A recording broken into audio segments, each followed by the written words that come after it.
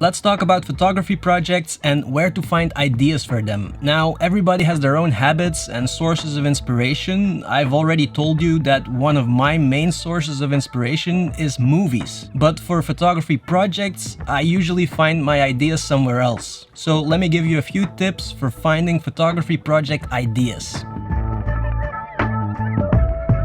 But first of all, guys, we have to talk about time, because time is one of the most important things you need when you're planning to start a photography project. And I don't mean that you need to give up your job to be able to do a photography project. No, but my best projects are the ones that I worked on for a very long time. And not 24/7 necessarily, but maybe a few hours each day or even each week. But do that for months. The longer you work on a project, the better it will be. It will grow and you'll get new ideas while working on the project.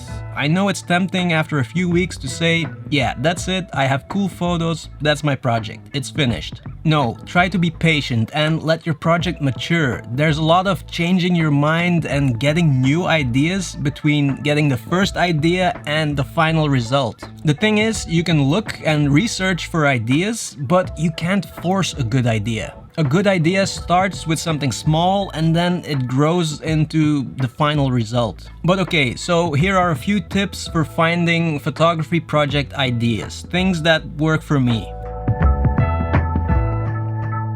Super simple, just look at photography, and you can use magazines and books, but also the internet. I'm not doing it that much anymore, but when I was still doing a lot of projects, I would spend hours on the internet looking for interesting work and new photographers. Now, of course, don't steal an idea. Don't look at a project and then do exactly the same thing. But looking at photography should give you a little spark for a new idea, because creativity stimulates creativity.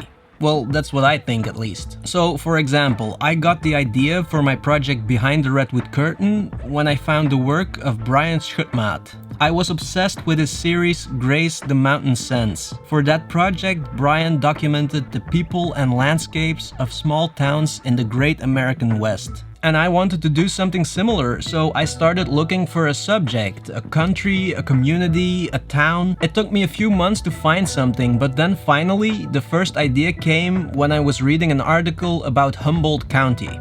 How its geography is special and how it changed over the years from an economic powerhouse to an area in economic downfall, because they were closing down all the lumber factories. And I researched more and more, and I was really fascinated by that area and the people and even the weather. So I decided to go there and document the area and the people. Now, I stayed for 3 weeks, but I think that's the absolute minimum for a project like that. Of course, I worked on that project 24/7 when I was there, and that makes up for the short amount of time I had, but you still feel pressured to make it work, because you have that limited amount of time. 3 weeks. That's why finding an idea for a project close at home works a lot better, especially when you're funding the project yourself. And this is an example of an idea for one of my projects, but it could be absolutely anything. If you're into portrait photography or abstract photography, then your idea will be totally different. But yeah, the thing is, even finding an idea already takes weeks or months sometimes.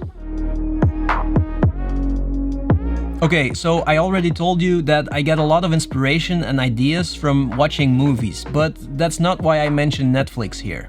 It's the documentaries on Netflix. Watching documentaries is super helpful when you're trying to find an idea. And it's also an easy way to find ideas, because you could actually take any documentary you like and then try to transform that into a photography project. And I also find that a lot of documentaries look very photographic, so you can get ideas for a topic, but also the visual style you want, colors, compositions, you know, all those things. And don't go for the popular documentaries. Try to find the more obscure documentaries about something that interests you. Dig deep. A lot of photo documentaries are about people, or a community, or a culture, a subculture, and that's a great place to start when it's your first documentary. Find something that interests you and just start documenting. Now, that something can be literally anything, but if you find a community or a group of people, or maybe even one person, then your idea is right there. I'll give you a few examples of projects from a Belgian photographer whom I studied photography with. 3 projects to show you that anything is possible. And that photographer is called Titus Simons. So the first project is titled 11 AM, where he documented the life of an 80-year-old man. Here's what it says on his website. I bumped into Alphonse, an 81-year-old man. This encounter resulted into the work 11 AM.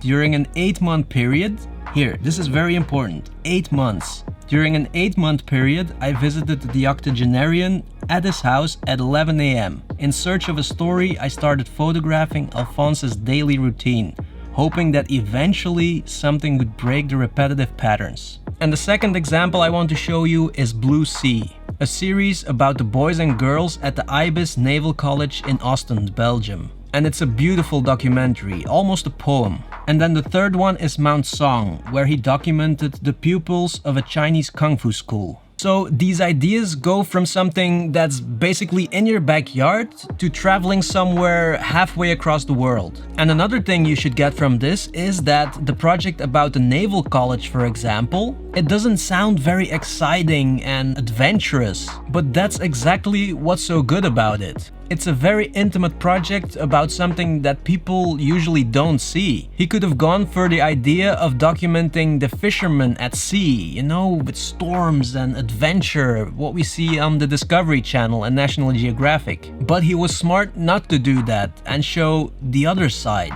something that's a little bit hidden.